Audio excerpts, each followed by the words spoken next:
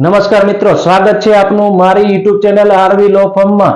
તો મિત્રો, આપે ક્યારેક ને ક્યારેક પોતાના કોઈ પણ કાર્ય માટે ઈ સ્ટેમ્પ પેપર કે સ્ટેમ્પ પેપરની ખરીદી અવશ્ય કરેલી હશે। ત્યારે તમને મનમાં એક પ્રશ્ન થતો હશે કે આવો ઈ સ્ટેમ્પ પેપર જે છે તેની માન્યતા ક્યાં સુધીની હોય છે, તેમજ આવો ઈ સ્ટેમ્પ પેપરનો ઉપયોગ જો તમારે ન કરવો હોય તો તેના પૈસા પરત કઈ રીતે મેળવી શકો છો, બંને પ્રશ્નોનું નિરાકરણ આજરોજ આ વિડીયોના માધ્યમથી આપણે કરીશું। તો અત્યારે સમગ્ર ગુજરાત રાજ્યની અંદર બે પ્રકારના ઈ સ્ટેમ્પ પેપર ચલણમાં છે, જ્યુડિશિયલ ઈ સ્ટેમ્પ પેપર અને નોન જ્યુડિશિયલ ઈ સ્ટેમ્પ પેપર। તો જ્યુડિશિયલ ઈ સ્ટેમ્પ પેપર છે તેનો ઉપયોગ કોર્ટમાં થાય છે, નોન જ્યુડિશિયલ ઈ સ્ટેમ્પ પેપર છે તેનો ઉપયોગ મિલકતની ખરીદીના દસ્તાવેજમાં થાય છે, તેમજ નોટરીશ્રીઓ દ્વારા કરવામાં આવતા સોગંદનામાઓ, કરારો અને બોન્ડમાં આનો ઉપયોગ થાય છે।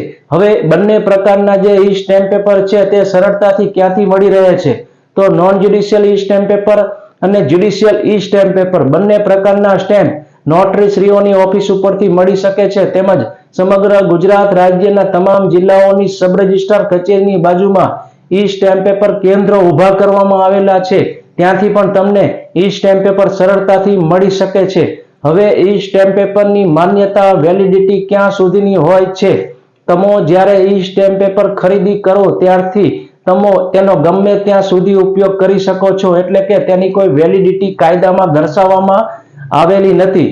હવે તમે જે ઈ સ્ટેમ્પ પેપર ખરીદી કરેલી હોય તેનો ઉપયોગ તમારે ન કરવો હોય અને આવા ઈ સ્ટેમ્પ પેપરની જે રકમ હોય છે તે તમારે પરત મેળવવી હોય તો શું કરવું પડે છે, તમારે સ્ટેમ્પ ડ્યુટી કલેક્ટરમાં ઈ સ્ટેમ્પ પેપર ખરીદી કર્યાના 6 મહિનાની અંદર એક અરજી કરવાની હોય છે। અરજી કર્યા બાદ તમામ પ્રોસીજર સ્ટેમ્પ ડ્યુટી કલેક્ટર દ્વારા પૂર્ણ કર્યા બાદ તમને તમારા ઈ સ્ટેમ્પ પેપરની કુલ રકમમાંથી 10% રકમ બાદ કરી અને 90% રકમ તમને પરત આપવામાં આવે છે। તો આ રીતે તમે તમારા ઈ સ્ટેમ્પ પેપરની રકમ પરત મેળવી શકો છો।